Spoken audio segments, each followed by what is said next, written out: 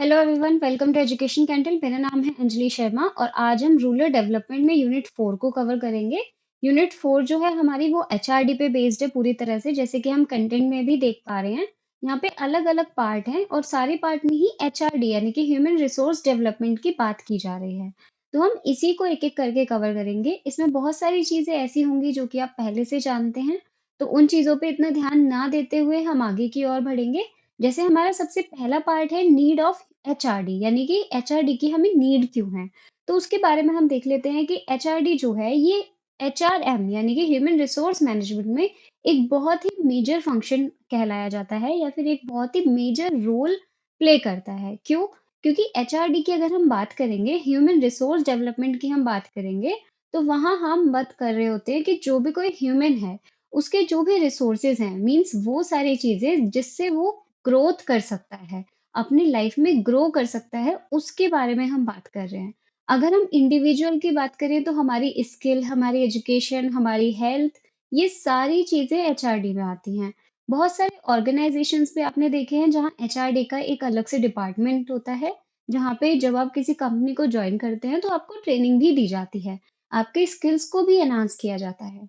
तो उसी एचआरडी को आप ध्यान में रखकर चलिएगा, हम उसी पे ही यहाँ पे मेन फोकस करने वाले हैं। तो एचआरडी क्या है? एक मेजर फंक्शन है, एक मेजर रोल प्ले करता है।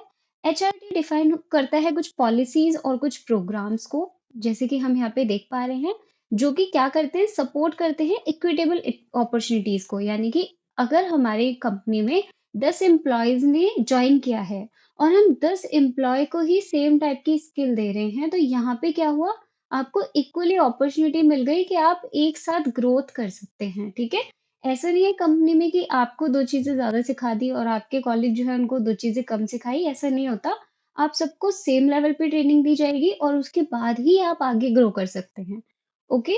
इट इज़ नेसेसरी, ये बहुत नेसेसरी है एप्लीकेशंस ऑफ स्किल में और नॉलेज में, which is beneficial to in देखिए जैसे कि यहाँ पे लिखा है which is beneficial to individual organisation, यानी कि जितना ये बेनिफिशियल किसी इंडिविजुअल ऑर्गेनाइजेशन के लिए है, उतना ही ज़्यादा बेनिफिशियल ये किसी कम्युनिटी के लिए भी होता है। क्योंकि अगर कोई एम्प्लॉय कंपनी को जॉइन करते हैं, तो वहाँ पे अगर उनको कोई स्किल सिखाई जा रही है, तो वो सिर्फ उस कंपनी के काम नहीं आएगी। जो स्किल आपने सीखी है, वो आपके पास रहेगी और आप भी उसको यूज़ कर सकते हैं। तो ये जो आपका एचआरडी है, ये इक्वली बेनिफिशियल होता है दोनों के लिए, ऑर्गेनाइजेशन के लिए भी और इंडिविजुअल या फिर किसी कम्युनिटी के लिए भी। एचआरडी इंडिया में कंसिस्ट करता है आपके शहरों के लिए भी और गांव के लिए भी। अब क्योंकि हम बात कर रहे हैं रूरल डेवलपमेंट सब्जेक्ट की, तो हम यहाँ पे रूरल के ऊपर ही यानी कि रूरल सेक्टर पे ही ज्यादा ध्यान देंगे। तो एचआरडी को अगर हम रूरल सेक्टर में देखें तो ये जितने भी हम वहाँ पे रहने वाले लोग होते हैं, उनकी नॉलेज को, उनकी अवेयरनेस को और उनकी स्किल्स को एनहांस करने के लिए यूज किया जा सकता है। ये एक बहुत ही सिग्निफिकेंट रोल प्ले करता है डेवलपमेंट में, फिर चाहे वो किसी इंडिविजुअल की हो या पूरी की पूरी फैमिली की। हम रूरल की बात कर रहे हैं तो आप उसको ध्यान में रख के चलेंगे।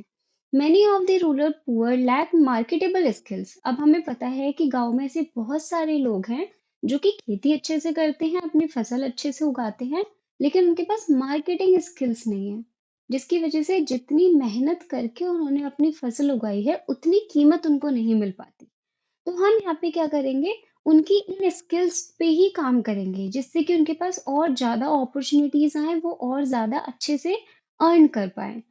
अगर हम वाइड स्केल पे देखें तो HRD can improve socio economic outcomes for family and entire village. ठीक है? हम सिर्फ फैमिली की बात नहीं कर रहे हैं, पूरे-पूरे विलेज में भी ये क्या करेगा, अच्छा आउटकम निकाल के देगा।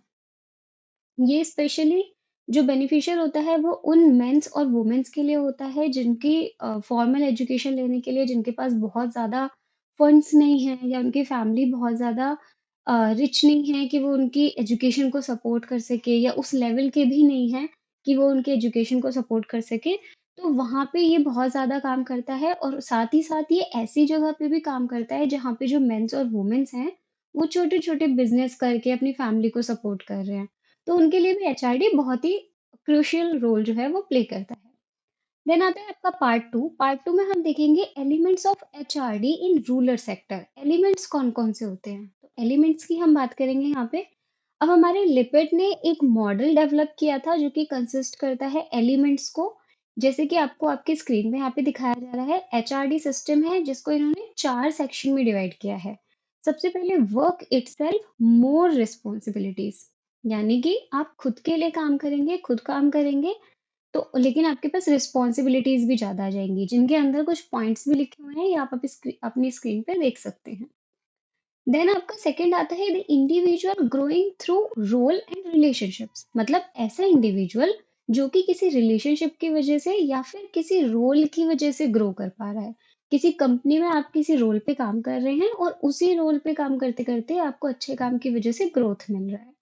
थर्ड आता है आपका work output quality of production, means आपका वर्क आउटपुट कैसा आ रहा है। अगर आपका आउटपुट अच्छा आ रहा है तो भी आपको ग्रोथ मिलेगा, राइट? तो यहाँ पे तीसरा सेक्शन ये आता है।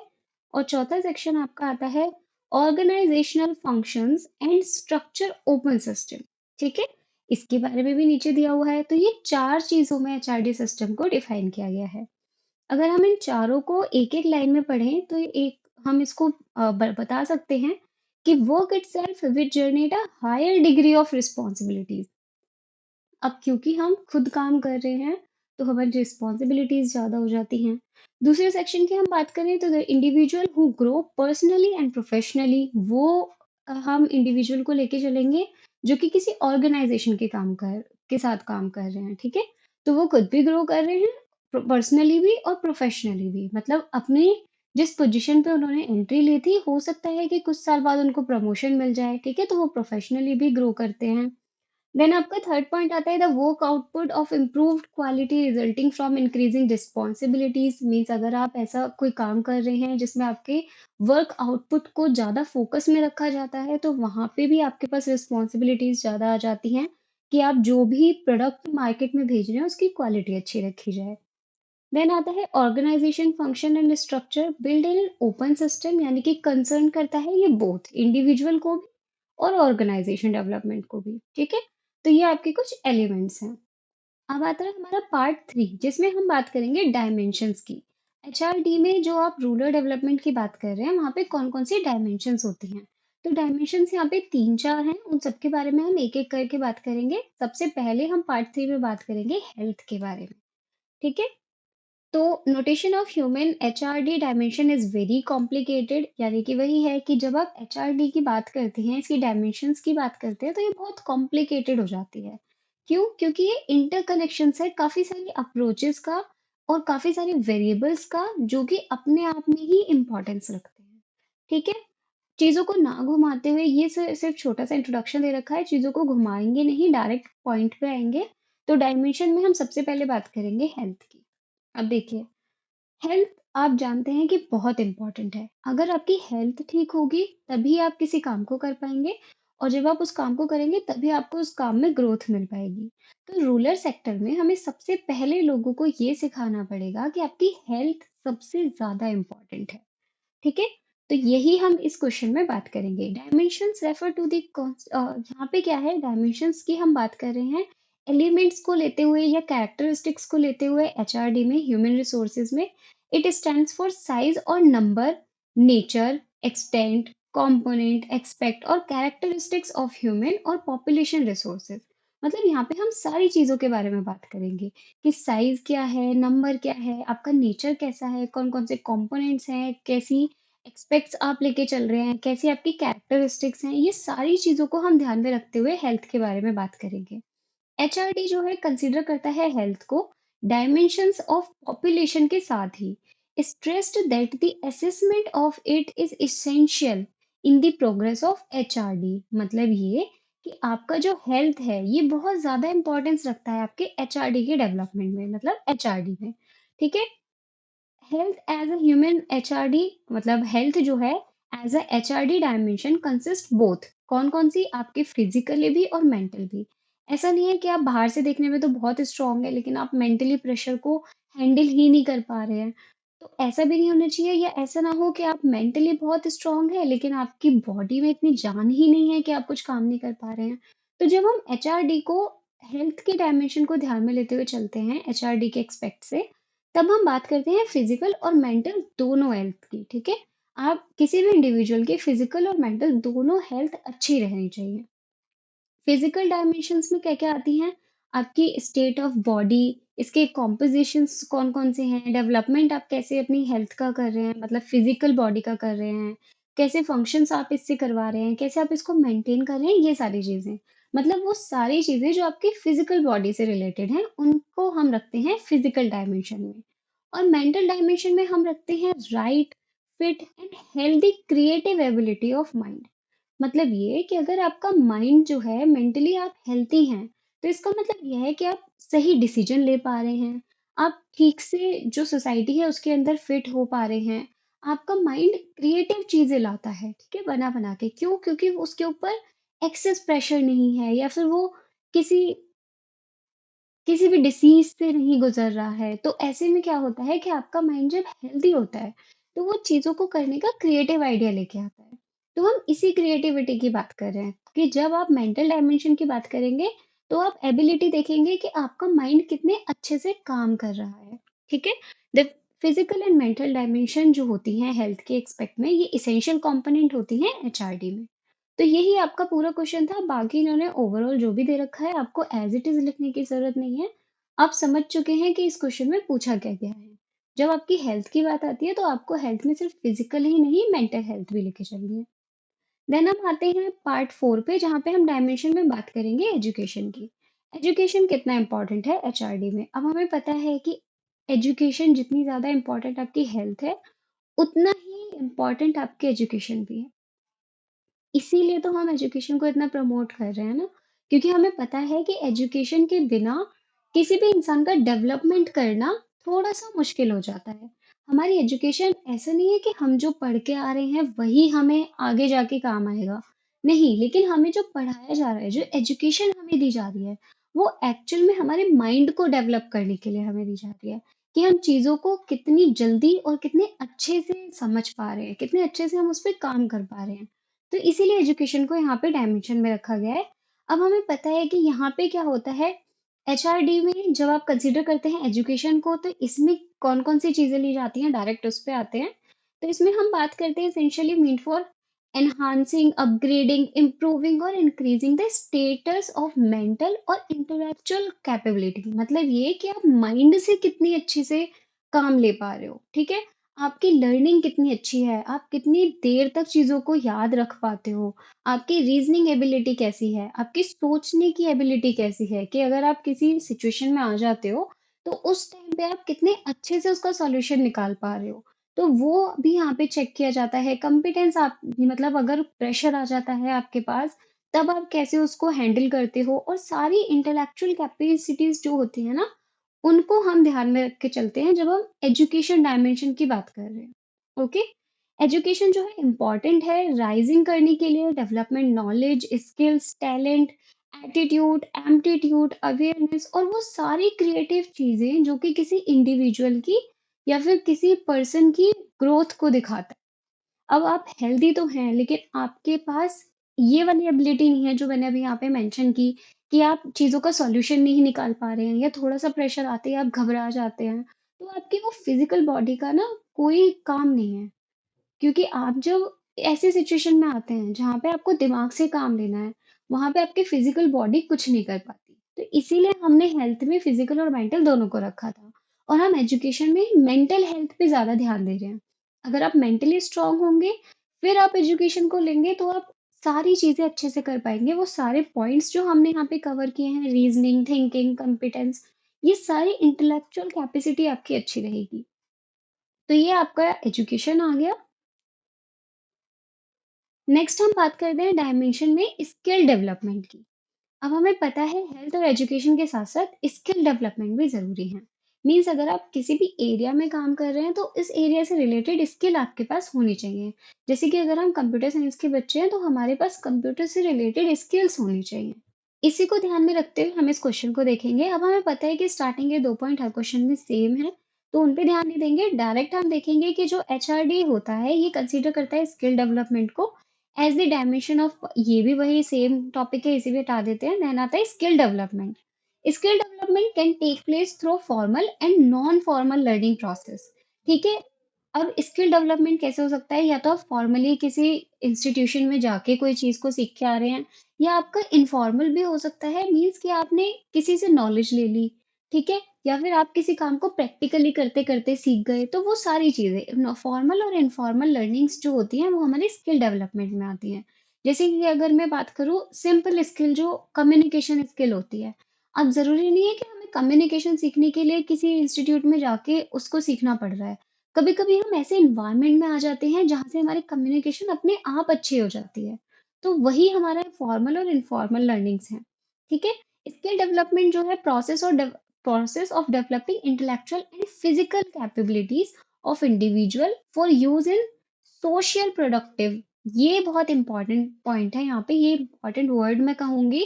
जब आप बात करेंगे स्किल्स की, तब आप सोशली प्रोडक्टिव स्पेस की बात करेंगे to serve the needs of the people in the society at large. ठीक है, स्किल्स का मतलब यह है कि आप सोसाइटी में कैसे अपने स्किल्स से प्रोडक्टिव चीजें ला पा रहे हो।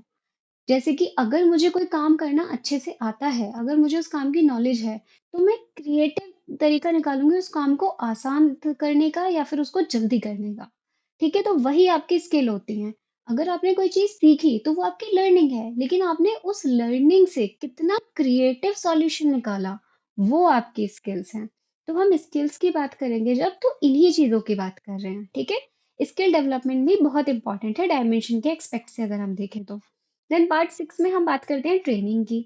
अब ट्रेनिंग भी हमें पता है, अगर आप किसी ऑर्गेनाइजेशन में बात करेंगे ट्रेनिंग क्या होती है, तो ट्रेनिंग मतलब होता है कि आपको जिस पोजीशन पे काम करना है, उस पोजीशन से रिलेटेड सारा काम आपको सिखा दिया जाएगा ट्रेनिंग पीरियड में। ये है आपका ट्रेनिंग। अब हम क्योंकि यहाँ पे बात कर रहे हैं रूरल डेवलपमेंट की, तो रूरल में हम उन्हें सिखाएंगे। मतलब रूरल में जाके ऐसे कैंप चलाए जाएंगे या फिर ऐसी कुछ दिनों का वो कैंपेन जो होता है वो चलाया जाएगा, जिसमें हम ट्रेनिंग दे रहे होंगे लोगों को कि अगर आप खेती कर रहे हैं तो आप ऐसे खेती कर सकते हैं, आप ऐसे कारपेंटरी कर सकते हैं, आप ऐसे कपड़े बुन सकते हैं। मतलब वो सारी चीजें जो स्किल डेवलपमेंट में आती हैं रूरल पर्सन्स की, उन पे हम यहाँ पे बात कर रहे होंगे, ठीक है? कि अब यहाँ पे भी वही आती है, ट्रेनिंग जो है क्या है, क्वालिटेटिव डायमेंशन है। मतलब यहाँ पे वो उनकी क्वालिटी को बढ़ा रहे हैं, जो भी इंडिविजुअल है उनके टैलेंट्स को बढ़ा रहे हैं। जैसे training help in development of experience, knowledge and talent. वही टैलेंट की बात हो रही है यहाँ पे कि आप कैसे अच्छे अच्छे टैलेंट लोगों को सिखा सकते हैं, वो ट्रेनिंग है। ट्रेनिंग का मतलब आपको समझ आ गया, अब आप इसके बारे में अच्छे से लिख सकते हैं। किसी भी चीज को जाके लोगों को सिखाना कि इस काम को ऐसे किया जाएगा, वो आपकी ट्रेनिंग है। ओके, देन आता है आपका पार्ट 7, जिसमें हम न्यूट्रिशन स्टेटस की बात कर रहे होंगे। तो इसको भी देख लेते हैं, न्यूट्रिशन स्टेटस क्या होता है। ये मेजरमेंट ऑफ हेल्थ कंडीशन। देखिए, measure of the health condition of an individual, ठीक है, affect primary by the intake of food and utilisation of nutrition. मतलब कि आपकी बॉडी कितनी हेल्दी है, ये हमें पता चलता है कि वो आप कैसा फूड खा रहे हो या आप कैसे न्यूट्रिशंस ले रहे हो। उससे आपकी बॉडी की जो हेल्थ है वो डिफाइन होती है, राइट? अगर मैं रोज जा जाके बाहर का जंक फूड खा रही हूँ, या फिर मैं ऑयली फूड ज्यादा ले रही हूँ, ठीक है, और दाल नहीं खा रही हूँ, मतलब वो प्रोटीन या विटामिन्स की जो चीज़ें होते हैं, वो चीज़ें नहीं ले रही हूँ, हरी सब्जियाँ नहीं खा रही हूँ, तो आप क्या कहेंगे? आप इसी से ही समझ जाएँगे कि मेरा हेल्थ कैसा होगा, ठीक है? मेरी एक्चुअल में हेल्थ कंडीशन क्या होगी? मेरे फूड जो मैं खा रही हूँ, उसी से ही आपको पता चल जाएगा। तो यही हम यहाँ पे बात कर रहे हैं कि जब न्यूट्रिशन की बात आती है, तो यहाँ पे हम देख रहे होते हैं कि हेल्थ कंडीशन कैसी है किसी की। गुड न्यूट्रिशन स्टेटस जो होता है can only be realised and sustained when individual with families and communities are food secure। मतलब जब आप ठीक से फूड खा रहे हैं, ठीक है, ऐसा नहीं है कि ऑयली फूड बहुत ज्यादा ले रहे हैं या फिर चाउमीन चिली पोटेटो ज्यादा खा रहे हैं, वो चीजों की बात नहीं हो रही है यहाँ पे। फूड सिक्योर मतलब कि आप ठीक से विटामिन ले रहे हैं, न्यूट्रिशन अपना अच्छे से कर रहे हैं। वहां पे अगर आप अच्छे से हैं, तब आपको हम कह सकते हैं कि आपके पास न्यूट्रिशन अच्छा है। फूड सिक्योरिटी डिफाइन करती है as access by all people at all time to the food needed for the healthy life. अब फूड सिक्योरिटी में 3 इंपॉर्टेंट डायमेंशंस आती हैं, 3 इंपॉर्टेंट डायमेंशंस हैं। कौन-कौन सी? Adequate availability of food samples, then assured access to sufficient food for all individual, and its proper utilization to provide a proper and balanced diet। ठीक है? ये 3 चीज़ें आपकी बहुत इंपॉर्टेंट है फूड सिक्योरिटी के लिए। एक कि आपको जो खाना चाहिए एक्चुअल में फूड सप्लाइज़ जो आपके पास होने चाहिए वो आपके पास अवेलेबल हों। आप किसी भी इंडिविजुअल के लिए जितना एक्सेस और सफिशिएंट फूड है वो उनको मिल रहा हो और प्रॉपर यूटिलाइज कर पा रहे हो आप किस चीज का, जो आपको खाना मिल रहा है उसका। ठीक है, आप बैलेंस्ड डाइट ले पा रहे हो, तो वो सब आपके आती है फूड सिक्योरिटी में। तो न्यूट्रिशन में हम नॉर्मली इन्हीं चीजों की बात कर रहे हैं कि जो फूड आप ले रहे हो वो उसमें कितने सारे न्यूट्रिशंस है, कैसे आप हेल्दी रह सकते हो, ये सारी चीजें इस टॉपिक में कवर की जा रही हैं। देन आता है आपका पार्ट 8। पार्ट 8 में हम बात कर रहे हैं एक्सेस टू बेसिक एमिनिटीज, यानी कि बेसिक चीजें आपके पास क्या क्या होनी चाहिए। तो इसमें हम देखेंगे कि आपका ड्रिंकिंग वाटर हो, सैनिटाइजेशन है, इलेक्ट्रिसिटी है, housing, drainage and other crucial चीजें जो हैं आपकी, वो सारी आपकी बेसिक एमिनिटीज में आ रही हैं। ओके, अब इनके बारे में अगर हम एक एक करके बात करते हैं तो access to drinking water facility मतलब आपके पास साफ पानी होना चाहिए पीने के लिए। 40% of rural household in India lack access to drinking water. आप सोचिए कि रूरल डेवलपमेंट में 40% ऐसे घर हैं जहाँ पे ड्रिंकिंग वाटर ठीक से नहीं मिल पा रहा है।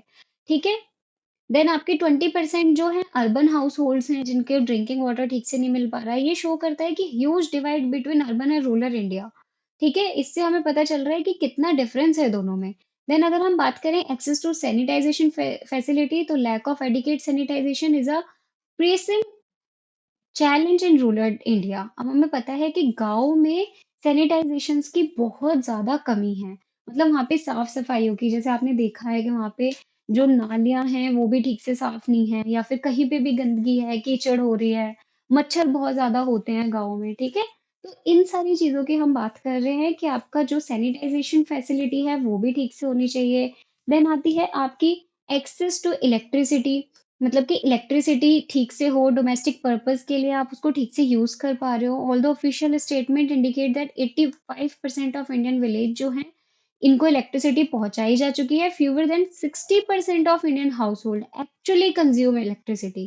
ठीक है, ऑफिशियल एस्टिमेट कहता है कि 85 में जा चुकी है, लेकिन ऑफिशियली अगर हम देखें, एक्चुअली हम देखें तो सिर्फ 60% ही उसका कंज्यूम किया जा रहा है। Until recently, the main policy has been to extend the grid of village in rural area in order to emphasize productive uses of agriculture. आज जो है there is a new emphasis on making sure कि rural household में जो electricity है वो पहुंच रही हो। अभी भी अगर आपने न्यूज सुनी होगी तो हम न्यूज में देख रहे हैं कि एक गांव ऐसा है जहाँ पे इलेक्ट्रिसिटी पहुंची ही नहीं थी और वो किसी और गांव से चुरा के इलेक्ट्रिसिटी को यूज कर रहे थे। ठीक है, तो ऐसी भी न्यूज़ेस हमें अभी सुनने को मिल रही हैं। देन आता है एक्सेस टू क्वालिटी हाउसिंग, मतलब हाउस अच्छा हो, ऐसा ना हो कि आपका जो घर है वो मिट्टी का है और मिट्टी का होने की वजह से बारिश आती है तो पानी गिरता है जिससे बच्चे बीमार हो रहे हैं या मच्छर पैदा हो रहे हैं और 10 तरह की बीमारियां। ठीक है, तो ये सारी चीजें भी इसमें आती हैं। Then access to drainage agreement, ये सारी चीजें भी आती हैं, तो इन सबको आप अच्छे से पढ़ सकते हैं। देन आपका पार्ट 9 आता है जिसमें हम बात कर रहे हैं पॉपुलेशन कंपोजिशन की। पॉपुलेशन कंपोजिशन में हम देख लेते हैं understand the role of people as resources, we need to know more about their qualities. अब अगर हमें पता है कि जो लोग हैं वही रिसोर्सेज हैं, तो हमें उनकी क्वालिटीज को ध्यान देने की जरूरत है जिससे हम उनको एनहांस कर पाए। अब हमें पता है पीपल वेरी, अब जो हमारे पीपल हैं यानी कि लोग हैं, उनमें अलग अलग चीजें हैं, जैसे कि अलग अलग एज के लोग हैं, अलग अलग जेंडर के लोग हैं, लिटरेसी लेवल अलग है, हेल्थ कंडीशन अलग है, ये सारी चीजें। तो हमारा इसेंशियल जो है वो अंडरस्टैंड करना है कि पीपल की कैरेक्टरिस्टिक्स क्या हैं।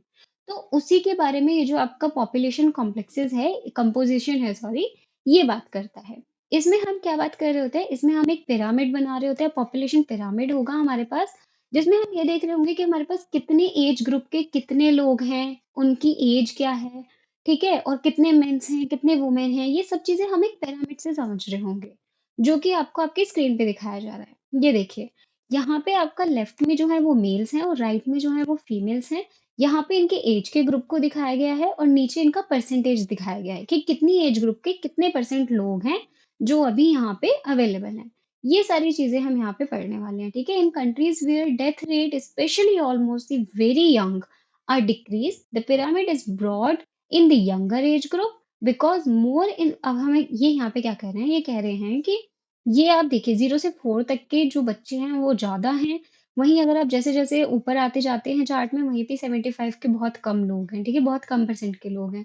तो वही ये बता रहे हैं कि ऐसी कंट्रीज की हम यहाँ पे बात हो रही है इस पिरामिड में जहाँ पे जो छोटे बच्चे हैं वो बहुत ज़्यादा हैं, लेकिन जो डेथ्स हैं वो बहुत कम हो रही हैं। तो ये सारी चीज़ें यहाँ पे देखने को हमें मिलती हैं। जैसे कि यहाँ पे भी आपको डायग्राम दिखाया हुआ है, तो ये आपकी यूनिट यहाँ पे खत्म हो जाती है। तो आई होप कि ये यूनिट आपको समझ आई हो और ये वीडियो आपके लिए हेल्पफुल रही हो। अगर आपको वीडियो पसंद आई हो तो काइंडली इसे लाइक ज़रूर करें और अगर कोई भी डाउट हो या कोई भी ऐसी चीज़ है जिसे मैं इम्प्रूव कर सकती हूँ, तो आप मुझे कमेंट सेक्शन में बता सकते हैं। Thanks for watching. Thank you.